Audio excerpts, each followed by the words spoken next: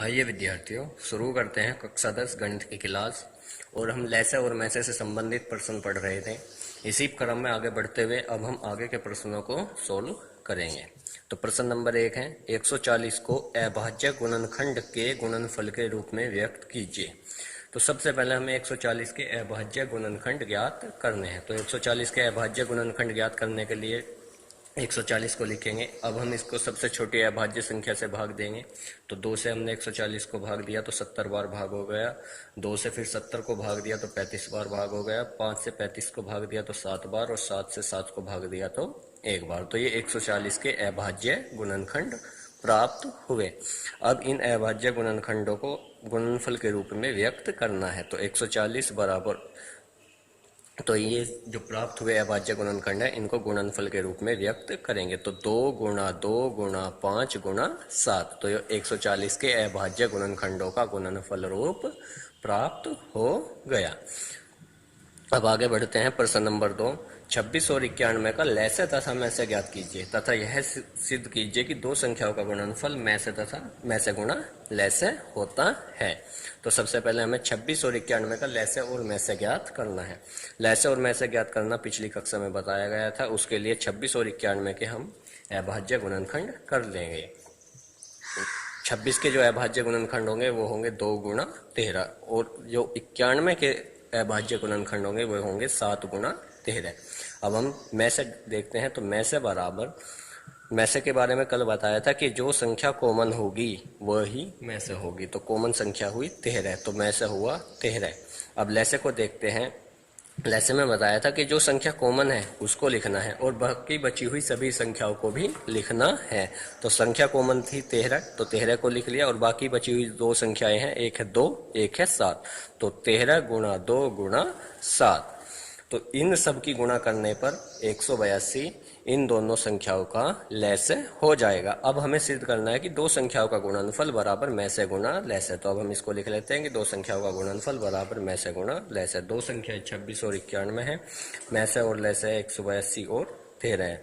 तो 26 और 91 की गुणा करने पर 2366 प्राप्त होता है, और मैसे और लैसे की गुणा करने पर भी 2366 ही प्राप्त होता है। इस प्रकार ये दोनों साइड या दोनों पक्ष संतुष्ट हुए। अब आगे बढ़ते हैं प्रश्न नंबर 3। तो प्रश्न नंबर 3 में दिया है कि HCF यानी कि मैसे 306 और 657 ये दो संख्याएं हैं जिनका मैसे 9 दिया गया है। तो हमें लैसे 306 और 657 का हमें लैसे ज्ञात करना है। तो हमारे पास पहली संख्या 306 हुई, दूसरी संख्या 657 हुई। इन दोनों का मैसे 9 दिया गया है और लैसे हमें ज्ञात करना है। तो हमारे पास एक फॉर्मूला था जो हमें कल बताया गया था। तो वो फॉर्मूला था पहली संख्या गुणा दूसरी संख्या बराबर मैसे गुणा लैसे। तो पहली संख्या की वैल्यू 306 है, दूसरी संख्या की वैल्यू 657 है, बराबर मैसे की वैल्यू 9 है और लैसे हमें ज्ञात करना है। तो हम इस लैसे को ऐसे ही रखेंगे।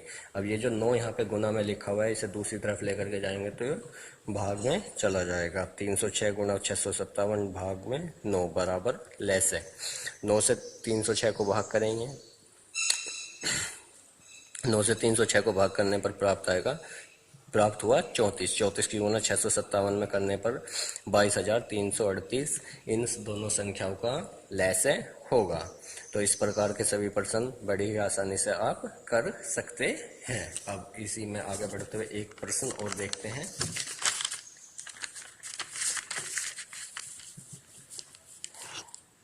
तो ये प्रश्न है, अच्छा प्रश्न है कि जांच कीजिए कि किसी भी प्राकृतिक संख्या n के लिए संख्या 6 की पावर n अंक शून्य पर समाप्त, यहाँ पर 0 है, अंक शून्य पर समाप्त हो सकती है। तो हमें ये बताना है कि कोई भी संख्या है जो 6 की पावर n के रूप में लिखी जाएगी, और n का मान कुछ भी हो सकता है क्योंकि n एक प्राकृतिक संख्या है। तो हमें यह बताना है क्या वो संख्या लास्ट में 0 पर समाप्त होगी, मतलब उसके लास्ट में 0 आएगा या नहीं। तो सबसे पहले हम यह देखते हैं कि 0 आता कहाँ है। कभी भी किसी भी संख्या में 0 जब आएगा जब उस संख्या के गुणनखंड 2 और 5 होंगे, क्योंकि 2 और 5 की गुणा करने पर ही 0 बनता है। क्यों? क्योंकि 2 पंजे 10 और 10 में पहली बार 0 आता है। तो अगर हमें किसी भी संख्या को यह जांच करना है कि उसके अंत में 0 आएगा या नहीं, तो हमें उसके गुणनखंडों की देखना होगा। अगर उसके गुणनखंड 2 और 5 हैं तो उसके अंत में 0 आएगा, वरना नहीं आएगा। तो अब हम यहाँ पर अपनी संख्या देखते हैं कि यही नोट हम यहाँ पर लिखेंगे। यदि संख्या 6 की पावर n शून्य पर समाप्त होगी तो उसके गुणनखंड 2 और 5 अवश्य होने चाहिए। तो हमारे पास संख्या का जो रूप है वो है 6 की पावर n। तो 6 के गुणनखंड हम करते हैं तो 6 के गुणनखंड होते हैं 2 गुणा 3, तो पावर n। तो ये जो n है ये दोनों गुणनखंडों पर चली जाएगी, तो n 2 पर भी जाएगा और n 3 पर भी जाएगा, तो 2 की पावर n गुणा 3 की पावर n। तो यहाँ पर जो हमें 6 के जो गुणनखंड प्राप्त हुए हैं वे 2 और 3 प्राप्त हुए हैं, लेकिन हमें 0 बनानी है, तो इसलिए हमें जो गुणनखंड प्राप्त करने थे वे गुणनखंड प्राप्त करने थे 2 और 5, लेकिन 2 और 5 गुणनखंड प्राप्त नहीं हुए। तो इसलिए ये जो 6 की पावर n है यह संख्या शून्य पर समाप्त नहीं होगी, यह संख्या शून्य पर समाप्त नहीं होगी।